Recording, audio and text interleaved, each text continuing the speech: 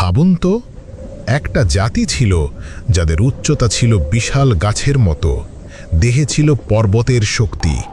তারা পাহাড় কেটে বানাতো ঘর, পাথর কেটে গড়ত প্রাসাদ। কিন্তু আজ তাদের নাম কেবল কুরআনের পাতায়। কে ছিল তারা, আর কিভাবে এক মুহূর্তে মুছে গেল সেই জাতি?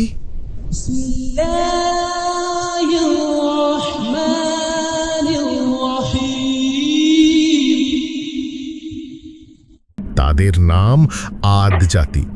তারা বসবাস করত আরবের আহকাফ অঞ্চলে, বালির পাহাড় আর মরুভূমির মাঝে। তাদের পূর্বপুরুষ ছিলেন নূহ আলাইহিসসালামের পরবর্তী প্রজন্ম। আল্লাহ তাদের দিয়েছিলেন শক্তি, সমৃদ্ধি আর ক্ষমতা। সূরা আশ-শুআরা আয়াত 128 থেকে 130-এ আল্লাহ বলেন, তোমরা কি দম্ভ ভরে উঁচু প্রাসাদ নির্মাণ করো এই আশায় যে চিরকাল বেঁচে থাকবে? আর যখন শক্তি প্রয়োগ করো তখন অত্যাচার করো সীমা ছাড়িয়ে। তখন আল্লাহ পাঠালেন নবী হুদ আলাইহিসসালামকে। তিনি বললেন, হে আমার জাতি, একমাত্র আল্লাহকে উপাসনা করো, তিনি তোমাদের সৃষ্টি করেছেন। কিন্তু আদ জাতি হাসতে লাগল, বলতে থাকল, তুমি কি আমাদের মতো এক মানুষ? আমরা তোমায় বিশ্বাস করব?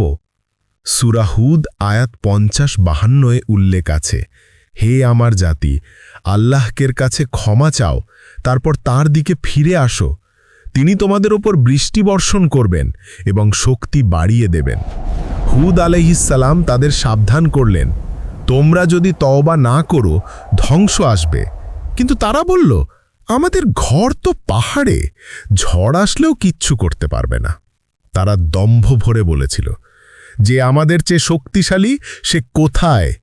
সূরা হামিম আস-সাজদা অর্থাৎ সূরা ফুসসিলাতের 15 আয়াতে আল্লাহ বলেন, তারা বলেছিল, আমাদের চেয়ে শক্তিশালী কে আছে? তারা কি দেখে না আল্লাহই তাদের সৃষ্টি করেছেন এবং তিনি তাদের চেয়ে শক্তিশালী? তারপর শুরু হলো ভয়ঙ্কর সময়। আল্লাহ পাঠালেন এক ঝড়, রিহান সারসার, যার অর্থ এক ভয়ঙ্কর হিমশীতল গর্জনময় প্রচণ্ড ঝড়, যা ধ্বংস করে দেয় সামনে যা পায়। 7 রাত 8 দিন ধরে সেই ঝড় বইতে থাকল। প্রত্যেক সকালে মরুভূমি ভরে যেত মৃতদেহে, যেন তারা ফাঁকা খেজুর গাছের গুঁড়ি।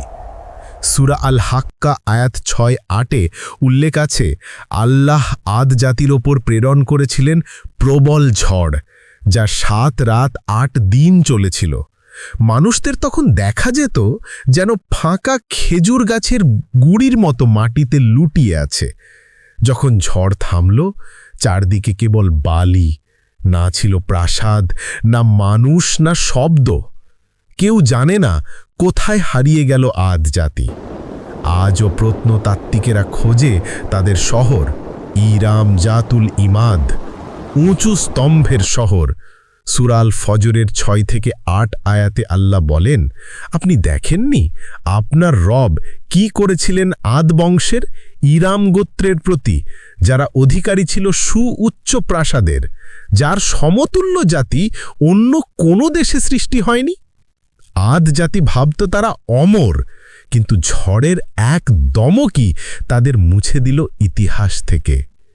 আজ আমরা দাঁড়িয়ে আছি তাদের ধ্বংসাবশেষের ওপরে। কিন্তু প্রশ্ন হলো, আমাদের অহংকারও কি একদিন একই ঝড়ে ভেসে যাবে না? আল্লাহর প্রতিটি কাহিনী ইতিহাস নয়, এটি সতর্ক আমাদের জন্য।